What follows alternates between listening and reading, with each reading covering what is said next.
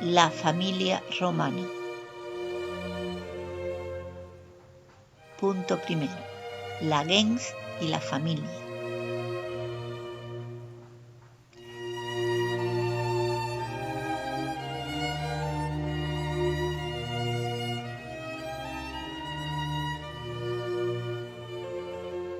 La gens era una familia de familias.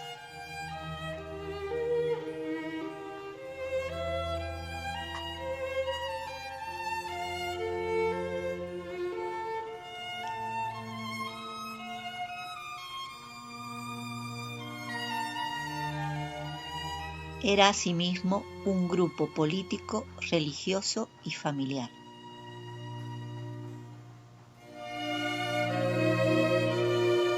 Los miembros se consideran descendientes por línea masculina de un antepasado común. Dan culto a ese antepasado común y todos tienen un mismo nombre. Gentilicio. La familia.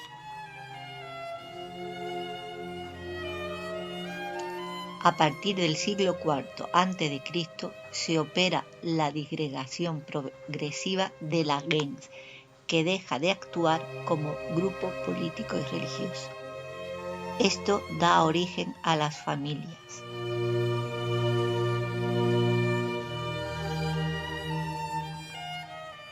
La familia estaba compuesta por todos los miembros sujetos al pater familias, madre, hijos, nietos y demás descendientes, y los esclavos. La palabra familia, derivada de famulus, siervo, en su origen era el sustantivo que describía al conjunto de esclavos. Punto 2. La familia. Sociedad civil. Componentes.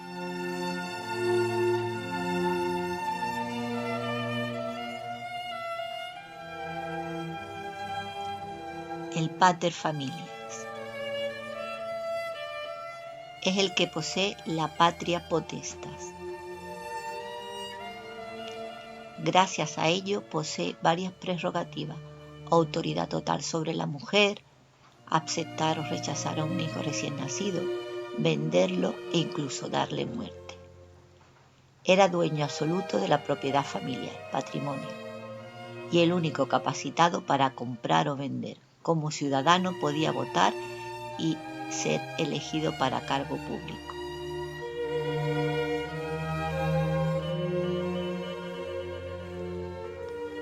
La matrona. La madre de familia se ocupaba de la casa, las pobres de lavar la ropa, limpiar, hacer la comida, y las ricas de supervisar cómo hacían eso los esclavos. Domina.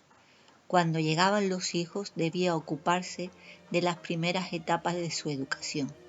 Si el esposo se ausentaba, su palabra era ley dentro de la casa, tanto para esclavos como para clientes. La mujer romana tenía libertad para salir de su casa para hacer compras, visitar amigas, asistir a los espectáculos públicos, a las termas femeninas o a los templos.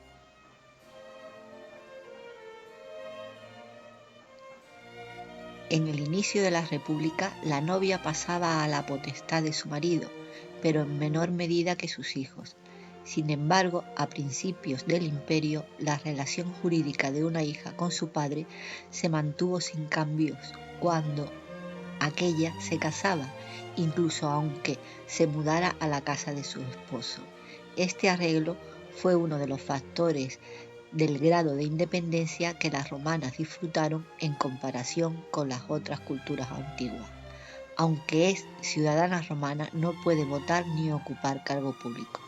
En el caso en que una mujer quedara huérfana y no estuviera casada, o si lo estaba, quedara también viuda, se convertía automáticamente en sujeto de pleno derecho. Los hijos.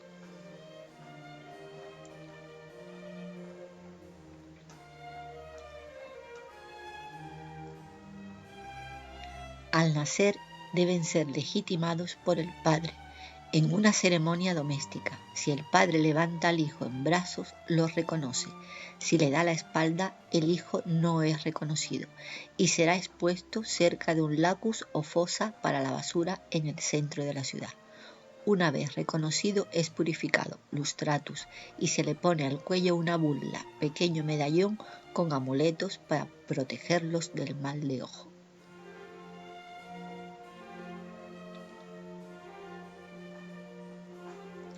Si es varón, a los 16 o 17 años, abandona la toga pratesta y tomaba la toga viril.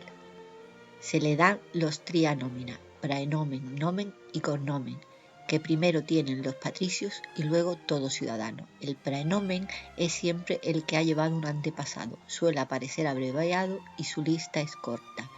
El nomen es el propio de la gens. El cognomen, en principio, es un apodo que se da o bien por defecto físico, Balbus, el tartamudo, por lugar de nacimiento o un hecho heroico. Luego se transmite de padres a hijos.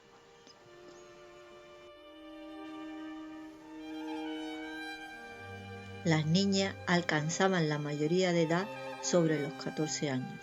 Entonces dedicaban sus muñecas a Diana, la diosa más relacionada con la infancia de las niñas, o a Venus cuando se estaban preparando para el matrimonio. Las de familia acomodada iban a la escuela hasta los 12 años. Raramente iban a la escuela media y nunca a la superior, aunque algunas alcanzaban un alto nivel cultural gracias a preceptores particulares.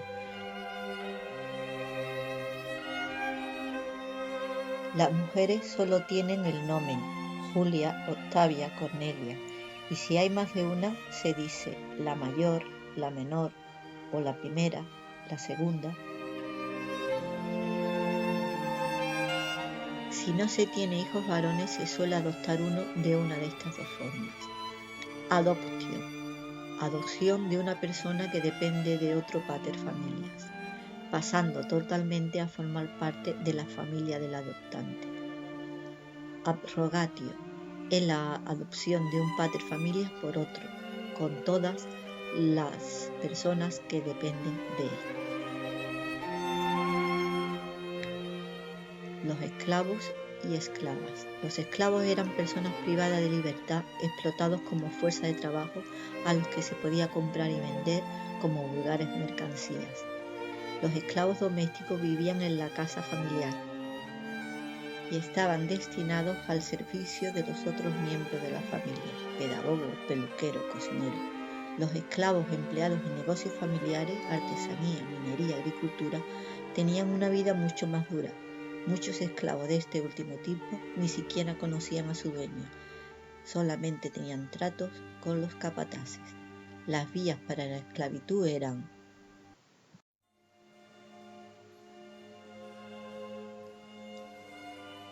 por nacimiento.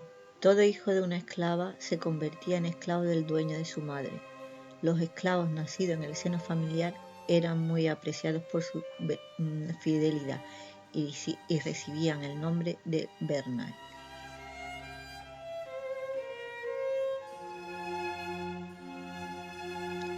Por derecho de conquista.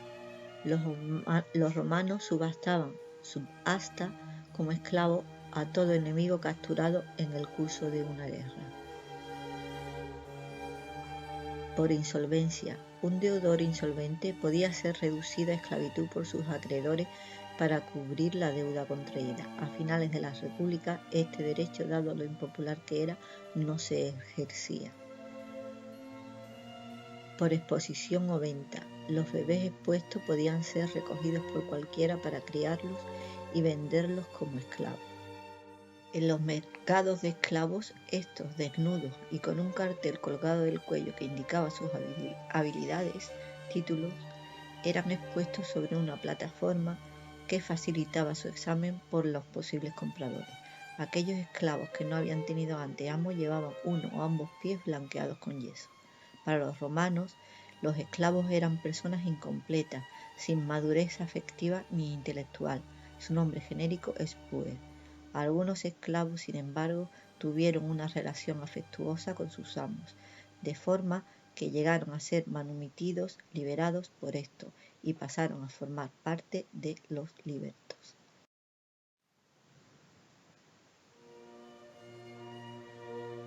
Tres. La familia, sociedad religiosa. La familia constituía una sociedad no solo civil, sino también religiosa, en la que el sumo sacerdote era el pater familias, que dirigía todos los ritos familiares, los conservaba y transmitía a sus descendientes. Como sociedad religiosa privada, también tenía sus propios dioses. El lar era el dios protector de la casa, representado por el fuego.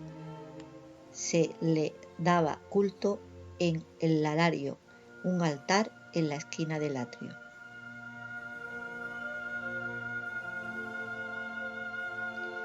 Penates, dioses protectores de la despensa, que solían estar representados por dos jóvenes que portaban el cuerno de la abundancia. Manes, almas de los difuntos a los que se ofrendaba flores, leche, vino y miel, tanto en el aniversario de su muerte como en las fiestas parentalias en febrero. En las estelas funerarias estaban representados por las iniciales DMS, consagrados a los dioses Manes.